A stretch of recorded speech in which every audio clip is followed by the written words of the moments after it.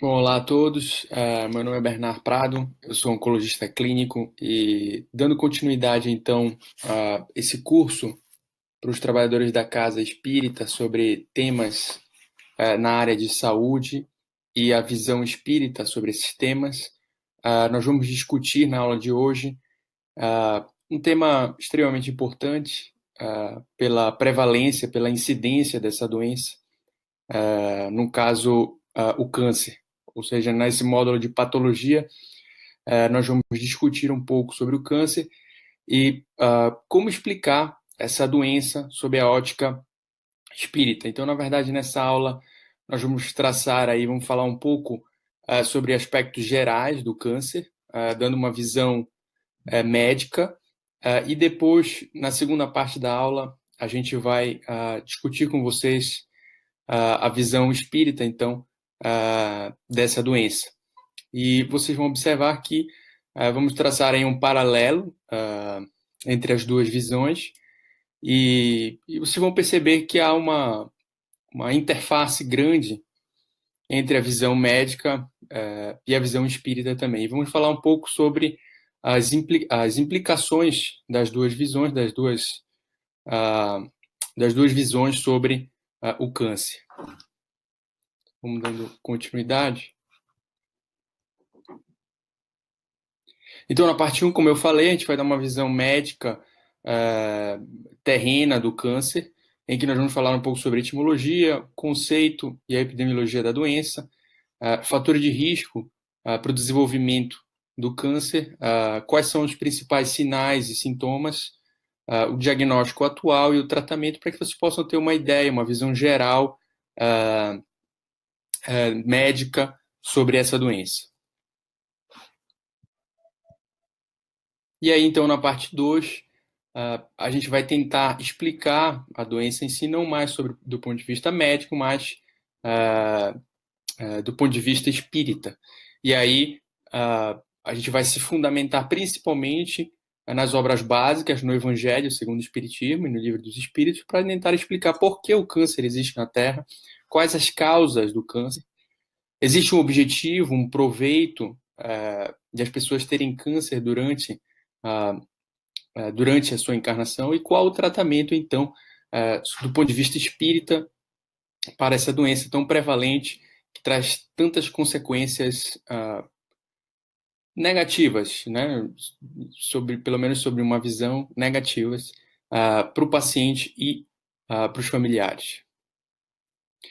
Então, câncer, na verdade, é uma palavra que vem do latim, que significa caranguejo, e foi cunhada pelo médico romano Galeno, bastante tempo atrás, por conta da semelhança do tumor com o caranguejo, como vocês podem observar aí na figura. Então, os vasos sanguíneos lembrariam as patas aí do caranguejo, enquanto que a carcaça lembraria, então, o tumor em si. Como vocês podem observar, o tumor é uma estrutura hipervascularizada em que há alterações dos vasos sanguíneos para alimentar aí as células tumorais. Por conta dessa semelhança, o médico romano, então, Galeno, cunhou essa palavra câncer, para denominar, então, essa doença. E do ponto de vista conceitual, o câncer basicamente é uma multiplicação, resulta da multiplicação anormal de células do organismo, né? Geralmente desencadeada por uma interação de fatores ambientais, ou seja, fatores de risco como o estilo de vida dos indivíduos, das pessoas, e fatores genéticos herdados, no caso, né? Ou seja, fatores familiares. Você pode observar na figura a multiplicação da célula normal. As células, na verdade, estão em constante multiplicação, e são as células, então, que dão origem aos tecidos, e os tecidos, uma vez dão origem aos órgãos, né? Se ligam entre si para formar estruturas órgãos. Então, por exemplo, como o estômago, o fígado, pulmão e etc. No caso do câncer, há uma perda do controle do crescimento celular normal.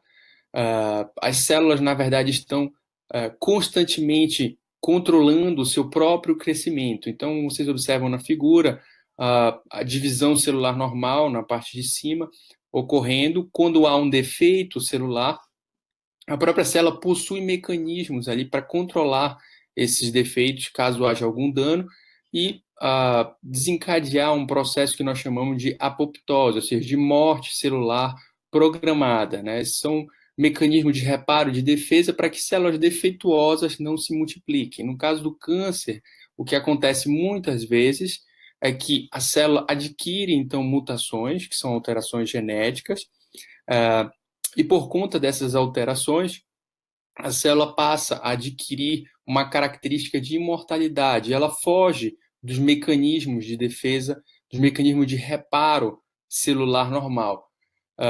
Então, essa célula então anormal agora se multiplica indeterminadamente, indefinidamente, dando origem então aos tumores, a conjuntos celulares que vão então dar origem aos chamados tumores, né? Então, o câncer possui sinônimos.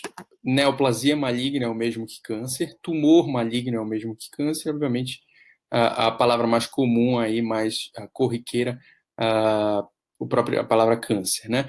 São características gerais da célula maligna, como eu havia falado, essa multiplicação constante, as células se proliferam, tendem a invadir outros órgãos, outros tecidos, a migrar para órgãos distantes, e aí no caso é o que se chama de metástase, e como eu falei também, escapar dos mecanismos de defesa do próprio organismo, adquire então essa característica de imortalidade, aquele mecanismo de proteção em que a célula morre porque identificou defeitos, alterações adquiridas por conta dessa interação entre fatores ambientais e genéticos. Ela perde essa capacidade e passa a se multiplicar, então, indefinidamente. Na figura ao lado, vocês podem observar alguns órgãos que podem ser acometidos por cânceres, né? Então, pulmão, estômago, etc. E as metástases, que são, na verdade, as células que se deslocaram para outros órgãos, e virtualmente qualquer órgão pode ser afetado pelo câncer e pelas metástases também. Obviamente que nós temos características de cada um desses cânceres. Alguns têm uma afinidade maior por enviar células metastáticas para um ou outro órgão. Acho que seria interessante mais falar um pouco sobre essas características gerais para vocês terem um entendimento melhor do que é o câncer, né? Então, segundo estatísticas da Organização Mundial da Saúde, em 2012 estimou-se que ocorreram cerca de 14 milhões de casos novos de câncer no mundo. Para 2025, há uma perspectiva de aumento para 19 milhões, portanto, é bem provável, é esperado que haja um aumento da incidência e da prevalência do câncer. Em 2012, nós tivemos cerca de 8 milhões de mortes relacionadas, ou seja, mais ou menos 57% dos pacientes diagnosticados irão falecer de câncer, e mais ou menos o mesmo percentual ocorreram em regiões menos desenvolvidas. Há, na verdade, uma maior incidência e prevalência, principalmente por conta dos fatores de risco em regiões menos desenvolvidas, em países em desenvolvimento, né? E até cerca de 65% das mortes também ocorrem nesses países em desenvolvimento, por uma série de razões, por falta de acesso, por recursos inadequados, por diagnóstico tardio, e dentre outros fatores. Essa perspectiva de aumento da incidência e da prevalência do câncer, um dos principais fatores, sem dúvida alguma, é o crescimento e o envelhecimento populacional, né? O próprio envelhecimento da população coloca o indivíduo em risco para o desenvolvimento de câncer, uma vez que as células, conforme o passar da idade, vão adquirindo ao longo do tempo mutações, e essas mutações podem ocasionar o defeito celular, a alteração celular que promoverá o aparecimento do câncer, né? Outros fatores de risco também ao longo da vida podem aparecer. O indivíduo tem, quer dizer, um tempo de exposição maior a esses fatores de risco, e por essa razão há essa estimativa de que a prevalência e a incidência aumentem ao longo do tempo também. Obviamente, também um outro fator é o diagnóstico mais precoce. Tem se diagnosticado mais frequentemente o câncer, os recursos para diagnóstico têm melhorado, e por essa razão também a incidência aumenta. Nessa figura, vocês podem observar a relação entre a incidência e a mortalidade por tipo de câncer, conforme dados da OMS, e aí somente para homens, estimados para 2012. Então, os 3 primeiros cânceres, os cânceres mais prevalentes, mais incidentes, são o câncer de pulmão, em seguida o câncer de próstata e em seguida o câncer coloretal para a população de homens. Nas barras azuis vocês observam a incidência, uma incidência relativamente alta desses 3, e em vermelho, nas barras em vermelho, a mortalidade. Como vocês observam, o primeiro é o câncer de pulmão, que tem uma alta incidência e ao mesmo tempo uma alta mortalidade, e vários outros cânceres, vocês observam que a barra em vermelho é bem próxima da barra, a extensão da barra azul é bem próxima, a extensão da barra vermelha é bem próxima da extensão da barra azul, o que significa que boa parte dos cânceres, como por exemplo o câncer de fígado, câncer de pâncreas, a incidência é praticamente igual à mortalidade, ou seja, os pacientes irão falecer, ou praticamente todos os pacientes irão falecer, ou muitos deles, ou a maioria irá falecer desses tipos de câncer, principalmente desses mais agressivos, como pulmão, fígado, pâncreas, estômago, em que ainda a gente tem grande dificuldade em tratar, em curar esses cânceres, ou mesmo diagnosticar em um estágio passível de cura. Agora, em mulheres, o mesmo gráfico, como vocês podem observar aqui, os cânceres mais comuns são o câncer de mama, o câncer coloretal e o câncer de cérvix uterino. Isso são dados mundiais, globais, estimados em 2012 pela OMS. Né? E para muitos desses cânceres, como vocês podem ver na figura, a barra da mortalidade é praticamente igual à barra da incidência, em azul, né? O que significa dizer que a mortalidade é alta para muitos desses cânceres. Aqui nós temos os dados nacionais, os dados brasileiros estimados pelo Instituto Nacional do Câncer, já para 2018. Em homens, os cânceres mais incidentes, mais prevalentes, são próstata, pulmão e o câncer coloretal, ou seja, do intestino e do reto. E para as mulheres, os cânceres mais incidentes, mais prevalentes, são câncer de mama, colo retal e o câncer de colo uterino. Bastante similar aos dados mundiais. O que a gente destaca é o câncer de colo de útero, que tem uma incidência relativamente elevada, principalmente em nosso país, que ainda é país em desenvolvimento.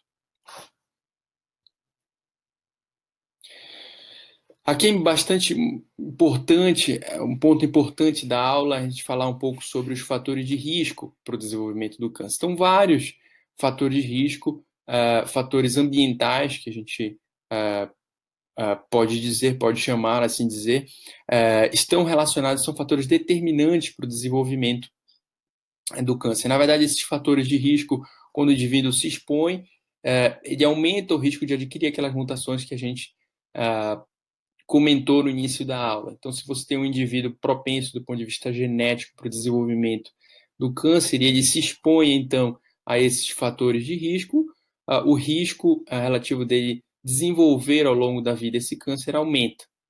Então, um dos principais fatores de risco, sem dúvida alguma, é o tabagismo, que está relacionado a boa parte dos cânceres de pulmão, quase 90% dos casos. Obviamente, isso também depende um pouco do tipo, mas tem uma correlação forte. Bexiga, cabeça e pescoço, em que há um aumento até de 25 vezes no risco de desenvolvimento dos cânceres. Pâncreas, rim e estômago. Ou seja, número considerável, e alguns tipos de cânceres mais prevalentes, como o pulmão, câncer de pulmão é bem prevalente, bem incidente. O tabagismo é um fator de risco, portanto, para vários tipos de câncer, né? E a gente encontra, na verdade, mais de 60 compostos carcinógenos, ou seja, indutores de alterações celulares que podem determinar o desenvolvimento do câncer, e tanto o tabagista o tabagismo ativo, que é aquele quando o indivíduo fuma, quanto passivo, ou seja, o contato com o indivíduo, com o fumante, também pode aumentar o risco de desenvolvimento de cânceres, de modo geral. Um outro fator de risco importante que está relacionado em cerca de 3,5% de todos os cânceres é o etilismo. E aí o etilismo está relacionado a cânceres da cavidade oral, cabeça e pescoço, de um modo geral, esôfago, pâncreas, mama, intestino e fígado, né? É um outro fator de risco importante para o desenvolvimento do câncer. A dieta, alguns estudos observacionais já têm realmente registrado essa relação, essa correlação entre estilos de alimentação e alguns tipos de câncer. Então, uma ingesta alimentar rica em carne vermelha, em proteínas e gorduras, aparentemente parecem contribuir principalmente para o desenvolvimento de cânceres coloretais. Uma dieta mais rica em verduras, em legumes, com uma quantidade de exposição menor à carne vermelha, parece ser uma dieta mais protetora, apesar de que essa relação é difícil de ser estudada. Mas, aparentemente sim, há uma correlação entre alguns tipos de dieta e o câncer, né? Então, principalmente, como eu falei para vocês, a dieta rica em carne vermelha, proteínas, condimentos, alguns alimentos defumados podem aumentar o risco, por exemplo, de câncer de esôfago e alguns tipos de nozes também. Então, há alguma correlação, ainda que os estudos não são estudos tão em que há uma evidência tão alta, mas aparentemente sim, há uma correlação entre dieta e dieta, portanto, seria um fator de risco para o desenvolvimento, alguns tipos de dieta, né? De alimentação para o câncer.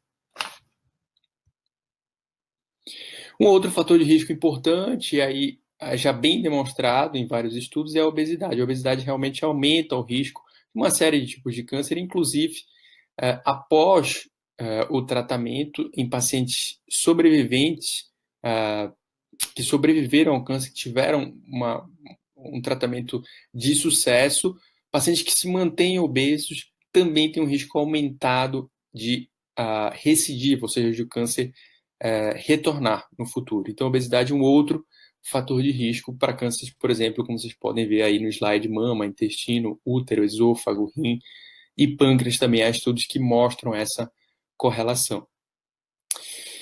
A gente tem alguns outros fatores de risco, e aí esses fatores de risco aparentemente têm uma correlação menor, um risco menor de desenvolvimento de câncer, ou seja, são mais raros, são de serem fatores de risco, de determinarem o aparecimento dos cânceres. Você tem infecções, então, infecções pelo vírus do HPV, está relacionado a cânceres de cabeça e pescoço, de colo de útero também, outros vírus como o EBV, também para desenvolvimento de cânceres de cabeça e pescoço, hepatite B e C para o desenvolvimento de cânceres de fígado.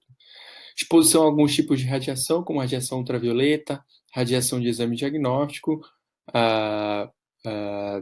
exames radiológicos, por exemplo, agentes ambientais, como produtos químicos e pesticidas, e alguns medicamentos que diminuem a defesa, o sistema imune, o sistema de defesa do indivíduo, chamados imunossupressores, também constituem fatores de risco para o desenvolvimento de cânceres, né? Apesar de que esses fatores estão relacionados a cânceres menos prevalentes, né? Alguns deles, a maioria deles, né? Então, radiação, o risco existe, porém, é um risco menor, né? Do que se comparado aos outros fatores de risco, como eu falei, o tabagismo, o etilismo e a obesidade, que são os principais. Em relação aos sinais e sintomas do câncer, eles são muito variáveis e vão depender do acometimento, de que órgão o câncer está acometendo o indivíduo, né? Então, você pode ter sintomas muito inespecíficos, como emagrecimento, cansaço, né, a chamada fadiga, febre, falta de apetite, infecções, dentre outros sintomas. E a depender do órgão que está sendo afetado, você pode ter um sintoma ou outro. Então, Nos cânceres, por exemplo, que se originam no sistema nervoso central, o indivíduo pode ter dor de cabeça, convulsão, vertigem. Cânceres que se originam no pulmão, o indivíduo pode ter tosse, falta de ar, por exemplo. Cânceres que acometem os ossos ou que metastatizam para ossos, o indivíduo pode ter dor, fraturas, e dentre outros sintomas. Lembrando que não necessariamente os indivíduos, não significa que você tem, se você tiver esse sintoma, não significa que você tem câncer, né? Os sintomas são uma consequência do câncer, né? Esses sintomas, esses sinais e sintomas estão prevalentes, estão presentes em muitas doenças, né? Então, na verdade, aqui a gente está só citando alguns exemplos de possíveis sinais e sintomas que podem, que o câncer pode manifestar, mas não necessariamente, quer dizer, não pense que porque você tem falta de apetite, infecções ou febre ou fadiga, você está com câncer, tá certo? Importante ter isso em mente. Quanto ao diagnóstico, qualquer tipo de câncer se faz o diagnóstico através de uma análise microscópica, ou seja, você precisa obter material da neoplasia, material do tumor, para que o patologista possa analisar através do microscópio eletrônico e consiga identificar as alterações celulares compatíveis com o diagnóstico de neoplasia. Então, existe uma série de métodos, muitos dos quais vocês já ouviram falar, para a realização do diagnóstico de um câncer. Então, câncer de estômago, por exemplo, os pacientes podem ser submetidos a um método diagnóstico, endoscopia, com biópsia, para obtenção do material do tumor que está localizado ali no estômago. Paciente que tem, por exemplo, uma lesão em cavidade oral, essa lesão pode ser biopsiada também por um especialista, geralmente um cirurgião, para que seja analisada pelo patologista e aí o patologista consiga identificar as alterações que dão o diagnóstico do câncer. Ou seja, câncer só se diagnostica através do diagnóstico definitivo, é através de biópsia. E quanto ao tratamento, existem várias modalidades de tratamento e o tratamento também é variável a depender da extensão, do tipo de câncer, da localização do câncer, e é papel aí do oncologista junto com outras disciplinas, como, por exemplo, os radio-oncologistas ou radioterapeutas e cirurgiões, discutirem o tratamento mais adequado após o que a gente chama de estadiamento, ou seja, após entendermos aonde está a doença, qual a localização e qual o tipo. Entre as modalidades principais de tratamento, nós temos a cirurgia, a chamada quimioterapia, um tratamento com o uso de drogas que são infundidas no sangue do indivíduo, com o intuito de atuarem sobre as células tumorais, com o intuito de atuarem contra a multiplicação, ou seja, de fazerem realmente as células morrerem, entre aspas. Então, nós temos também a radioterapia e, mais recentemente, outras modalidades de tratamento oncológico surgiram, as chamadas terapias-alvo, que, a grosso modo, seriam drogas inteligentes, entre aspas, que foram desenvolvidas para atuar em células que têm uma alteração específica que pode ser identificada através de alguns exames. Daí, por isso, o nome é terapia-alvo, né? E, geralmente são drogas, são medicamentos, são, na verdade, comprimidos, medicamentos orais, de modo geral, com um perfil de tolerância relativamente melhor do que a quimioterapia. E mais recentemente ainda nós temos a imunoterapia, que é um tipo de terapia para liberar a atuação do sistema de defesa do indivíduo contra as células tumorais, ou estimular esse sistema de defesa. Então, mais recentemente, uma série de modalidades, de tipos de imunoterapia foram aprovadas mais recentemente para o tratamento de vários tipos de câncer. E realmente revolucionaram e têm revolucionado o tratamento com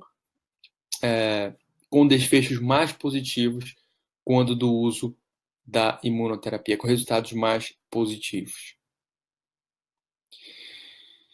Em relação aos efeitos colaterais, é de conhecimento geral de que o tratamento oncológico não é isento de efeitos adversos. Então, quimioterapia pode trazer sintomas como náuseas, vômitos, queda do cabelo, cansaço, fadiga, diarreia, aumenta o risco de infecções de modo geral.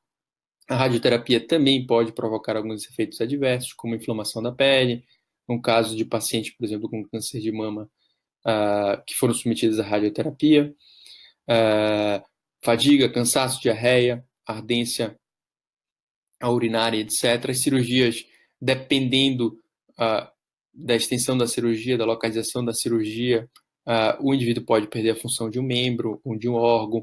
A cirurgia requer, geralmente, um processo de internação. Eventualmente, o paciente pode desenvolver infecções relacionadas ao processo cirúrgico. E as imunoterapias também, mesmo a imunoterapia e a terapia-alvo, também não são isentas de efeitos colaterais.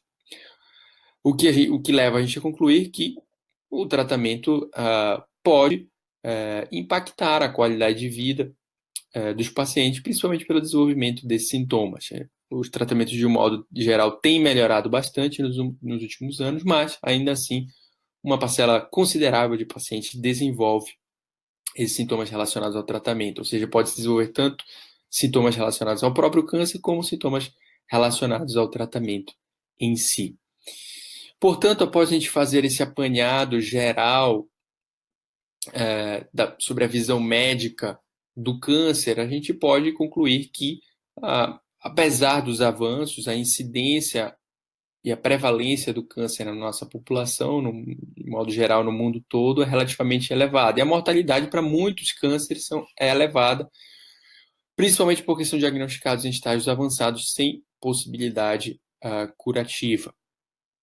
Né? A gente já entendemos também que o câncer advém da multiplicação desordenada das células do corpo, principalmente após a aquisição de alterações que não conseguem ser revertidas pelos mecanismos de reparo, pelos mecanismos de defesa do próprio organismo, e resulta geralmente da interação de fatores genéticos, de fatores adquiridos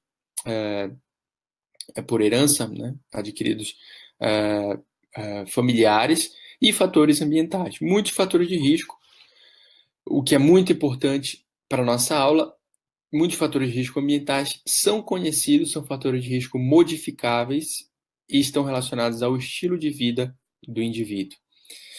E o câncer, apesar de todos os avanços, ainda é uma doença que tem uma trajetória marcada por uma alta prevalência de sintomas e uma qualidade de vida muitas vezes comprometida por conta de sintomas, seja em decorrência do próprio câncer em si, seja em decorrência do tratamento oncológico.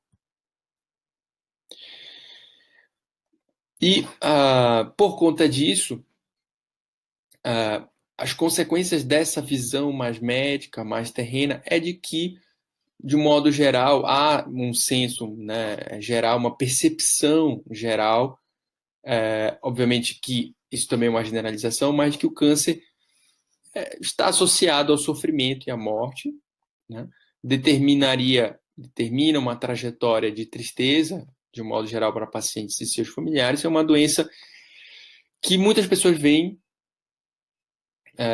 muitas pessoas enxergam como uma doença que deixa pouca esperança quando diagnosticada em estágios já avançados, apesar de que essa visão também tem se modificado um pouco, principalmente com o advento de novas terapias, e mesmo o paciente com doença avançada muitas vezes tem, alguns pacientes conseguem enxergar o câncer com alguma experiência, com uma experiência positiva também, apesar de que, de um modo geral, a população em geral ainda associa o câncer com sofrimento, com morte e com uma doença que traz pouca esperança, né, quando diagnosticada em estágios mais avançados, e, portanto, de um modo geral, enxerga-se pouco proveito sob uma visão mais médica, sob uma visão mais terrena, em se viver a experiência de ter um câncer, né? Então, essa é a visão médica, a visão mais terrena sobre o câncer. Então, a gente parte então agora para a parte 2, vamos para a parte 2, em que a gente vai tentar explicar o câncer sob uma visão espírita, né? com as questões que eu já havia comentado para vocês, por que o câncer existe na Terra, quais as causas espirituais do câncer, diferentemente da visão mais médica, mais terrena, será que existe um objetivo, um proveito do ponto de vista espírita em se ter câncer, e qual o tratamento, e aí, no caso, o tratamento do ponto de vista espiritual. Então, por que o câncer existe na Terra? É importante, e aí a gente, como eu havia mencionado, nós vamos nos fundamentar principalmente no Evangelho segundo o Espiritismo e no Livro dos Espíritos, para tentar explicar a presença do câncer na Terra. Então, se nós estudarmos um pouco, olharmos um pouco mais para o capítulo 3 do Evangelho, que tem como título Há Muitas Moradas na Casa de Meu Pai, a gente vai entender que, sob uma ótica espírita, sob a visão espírita, o universo, dentro do universo há estágios, há vários mundos com estágios que encontram-se em estágios evolutivos diferentes. Então, nós temos os mundos inferiores, em que, de um modo geral, a existência é toda material, predominam as paixões, o nosso corpo, o corpo dos indivíduos que ali vivem são mais materiais, são frágeis, grosseiros e sujeitos, portanto, às vicissitudes e doenças, como o próprio câncer, e é um predomínio do mal também. Em outro extremo, nós temos os mundos superiores, em que há o predomínio da vida moral, o predomínio do bem. O corpo, diferentemente dos mundos inferiores, é um corpo mais leve, mais etéreo e menos suscetível, portanto, às doenças, inclusive o câncer. E há uma relação de amor e fraternidade entre aqueles que ali vivem, né? Então, sobre o ponto de vista espírita, a gente conhece a classificação espírita dos mundos, que vai desde mundos mais primitivos até os mundos celestes ou divinos, né? E são habitados que são habitados por espíritos com caracteres evolutivos em conformidade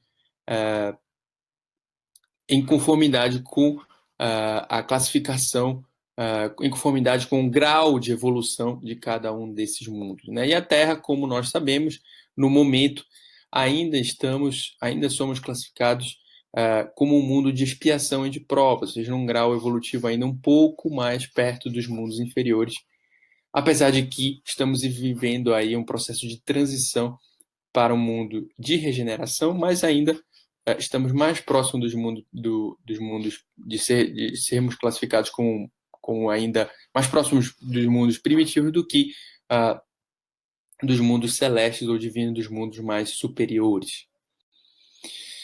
E por conta disso, o Evangelho traz para a gente que nos mundos mais inferiores, no mundo de expiação e de provas, algumas características justificam, e nós vamos ver que justificam a presença das doenças, né?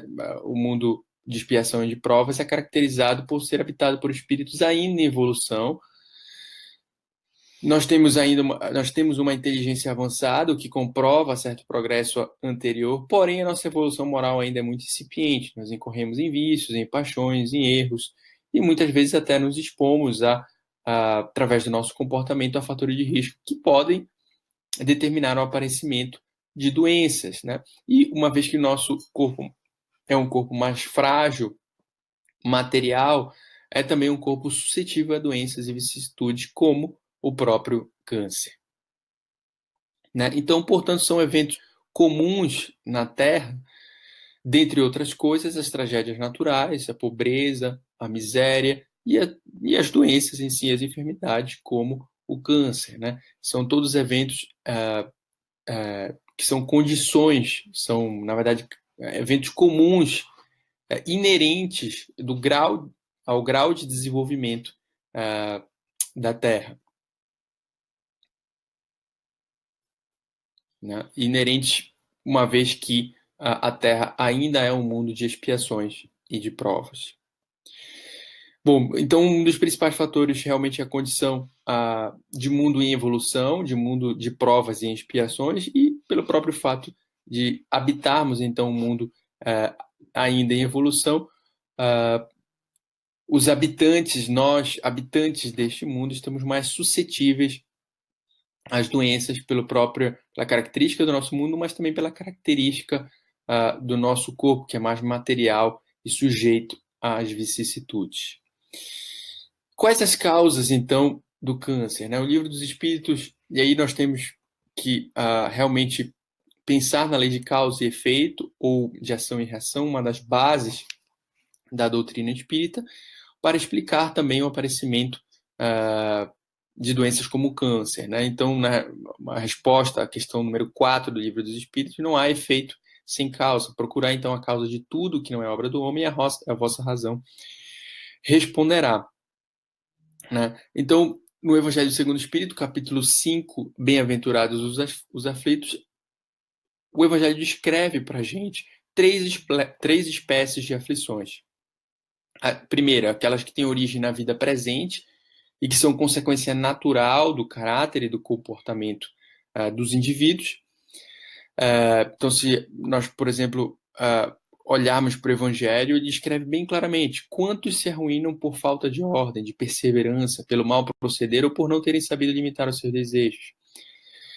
Quantas dissensões e funestas disputas teriam evitado com um pouco de moderação e menos suscetibilidade? Quantas doenças e enfermidades decorrem da intemperança e dos excessos de todo o gênero? E se nós não lembrarmos da parte inicial da aula, na visão médica, os fatores de risco principais para o desenvolvimento do câncer são fatores de risco modificáveis, relacionados ao próprio estilo de vida, como o tabagismo, o etilismo e a obesidade também até certo ponto. Portanto, nós vemos uma conformidade, uma congruência entre a visão espírita e a visão médica para o desenvolvimento, para o aparecimento do câncer. Quantos cânceres não seriam evitados se nós nos comportássemos de maneira diferente e não nos expuséssemos a esses fatores de risco já identificáveis como o etilismo, o tabagismo, a obesidade e etc. Então o Evangelho nos coloca: interroguem friamente suas consciências todos os que são feridos no coração pelas vicissitudes e decepções da vida. Remontem passo a passo a origem dos males que os torturam. Aqui então há de homem responsabilizar por todas essas aflições, senão a si mesmo. Portanto, muitos cânceres, na verdade, são explicados pelo próprio estilo de vida, pelo próprio comportamento dos indivíduos. E há uma congruência aí entre o Evangelho e a medicina, a visão médica para o aparecimento do câncer. Uma outra causa, também descrita no Evangelho, é a origem das vicissitudes das doenças em vidas passadas, das aflições em vidas passadas. Seria, então, portanto, uma consequência do nosso comportamento em outras encarnações.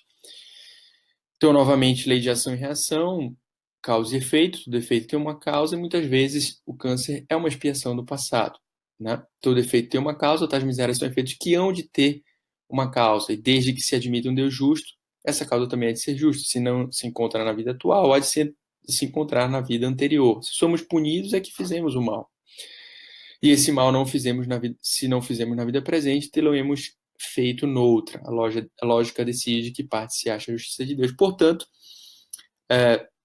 comportamentos do passado também podem explicar o aparecimento do câncer, não é dos cânceres, não seria a única causa, a única possibilidade, mas o Evangelho descreve como uma das possibilidades. E, por fim, as chamadas provas voluntárias. Muitos indivíduos, a doutrina esclarece para a gente, trazem já com uma programação do passado, desenvolverem um câncer durante esta encarnação para a promoção do seu progresso espiritual. O indivíduo escolhe isso antes de encarnar.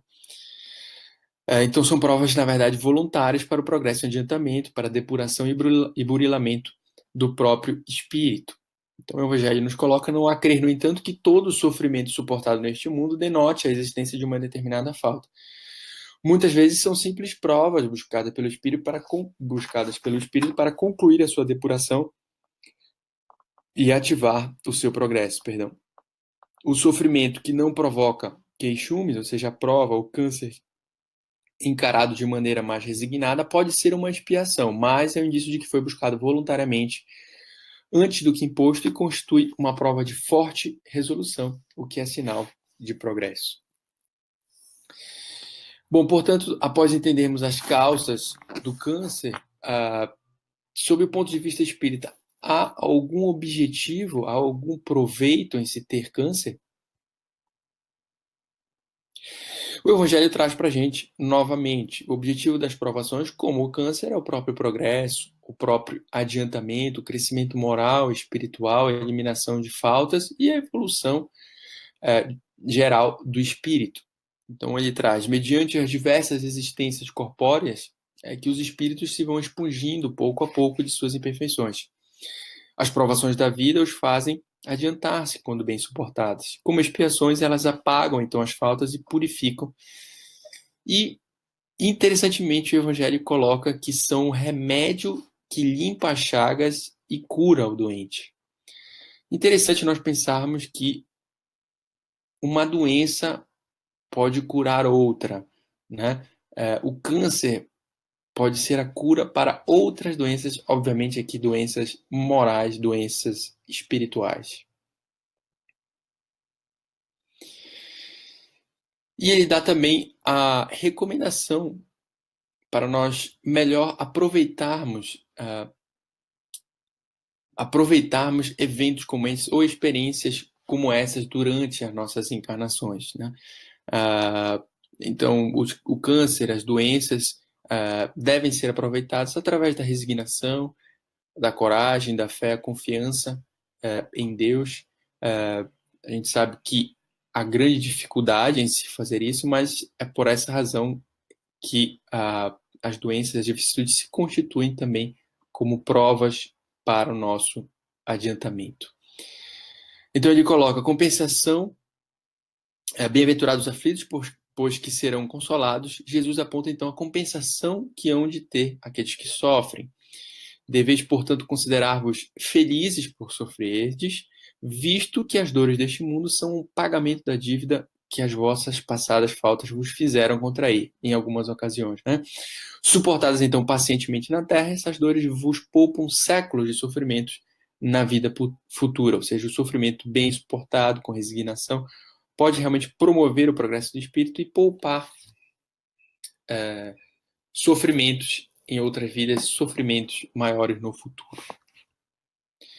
A fé em Deus, o Evangelho recomenda como um forte aliado no enfrentamento de doenças como o câncer. Então ele coloca que a fé é o remédio seguro do sofrimento. Mostra sempre os horizontes do infinito, diante dos quais se esvaiam os poucos dias brumosos do presente. Não nos pergunteis, portanto, qual remédio para curar tal úlcera ou tal chaga. E aí a gente poderia ler de outra maneira. Não nos pergunteis, portanto, qual remédio para curar tal câncer ou tal chaga, para tal tentação ou tal prova. Lembrai-vos que aquele que crê é forte pelo remédio da fé, e que aquele que duvida um instante de sua eficácia é imediatamente punido, porque logo sente as fugitivas angústias da aflição. Isso aqui não quer dizer que, obviamente, que nós devemos ter fé, mas devemos também seguir e se pautar na medicina terrena da terra, no tratamento e no manejo das doenças, ou seja, sempre aliar a fé em Deus, aliar as recomendações da doutrina espírita com o tratamento médico terreno. E o tratamento espiritual, aí aliado, como eu havia falado, ao tratamento médico, a gente pode identificar nas instruções dos espíritos quanto ao bem e ao mal sofrer. Ou seja, se porventura nós estivermos em aflição, acometidos por vicissitudes, doenças como o câncer, a ideia é que se nós vamos realmente sofrer, nós vamos ter algum sofrimento, mas que nós enfrentemos esse sofrimento de uma maneira mais resignada. O Evangelho traz para a gente o seguinte: poucos compreendem que somente as provas bem suportadas podem conduzi-los ao reino de Deus. O desânimo é uma falta, portanto é importante nós suportarmos a nossa prova com coragem e com fé. Deus vos recusa consolações desde que vos falte coragem. A prece, obviamente, é sempre um aliado, a prece é um apoio para a alma, contudo não basta. É preciso que tenha por base uma fé viva na bondade de Deus. Ele já muitas vezes vos disse que não coloca fardos pesados em ombros fracos. Portanto, nos sustentemos durante essas provações que todos nós iremos passar em algum momento, se não passamos nessa encarnação, passamos em outras, ou iremos passar mais para frente. Nos sustentemos na nossa fé e nas recomendações, na prece e nas recomendações da doutrina. O fardo, então, é proporcionado às forças, como a recompensa será a nossa resignação e a nossa coragem. Então, que nós nos esforcemos, obviamente é difícil, mas que nos esforcemos a bem sofrer, né? Essa visão espírita, portanto, diferentemente diferentemente da visão médica, traz novas explicações para o aparecimento e para as causas do câncer. Como nós colocamos, a categoria evolutiva da Terra explica a presença do câncer e como outras doenças. Nós ainda estamos em um mundo de provas e expiações, um mundo que reside numa categoria, que encontra-se numa categoria evolutiva ainda mais próxima dos mundos inferiores e, portanto, é condição inerente da Terra o desenvolvimento de doenças para o nosso progresso espiritual. As causas do câncer, muitas delas resultam do próprio comportamento do indivíduo nesta vida, ou como podem ser também resultantes de comportamentos em vidas passadas, ou ainda mesmo constituem provas escolhidas pelos espíritos, escolhida pelo espírito antes da encarnação, provas desencadeadoras, provas promotoras do progresso espiritual. E o objetivo maior, sem dúvida, é a evolução do espírito durante a provação, se bem aproveitada, com resignação, com fé, com coragem, diante da prova. Então, concluímos que a visão espírita, na verdade, traz para a gente que se é bem-aventurado quando nós nos expusemos, quando nós nos expomos a uma aflição, como o câncer, e bem-aventurados os aflitos quer traduzir-se exatamente da seguinte maneira: bem-aventurados os que têm a ocasião de provar a sua fé, a sua firmeza, a sua perseverança e a sua submissão à vontade de Deus, porque terão centuplicada a alegria que lhes falta na terra, porque depois do labor virá o repouso, é o que coloca Lacordaire em Havre, 1863. E o Evangelho coloca para a gente: ditosos os que sofrem e choram, alegres estejam suas almas, porque Deus as cumulará de bem-aventuranças. Isso significa, basicamente, que a prova bem suportada promoverá o progresso do espírito e nós ficaremos mais gratos após termos suportado e ultrapassado essas provações. As consequências, então, nesta visão, diferentemente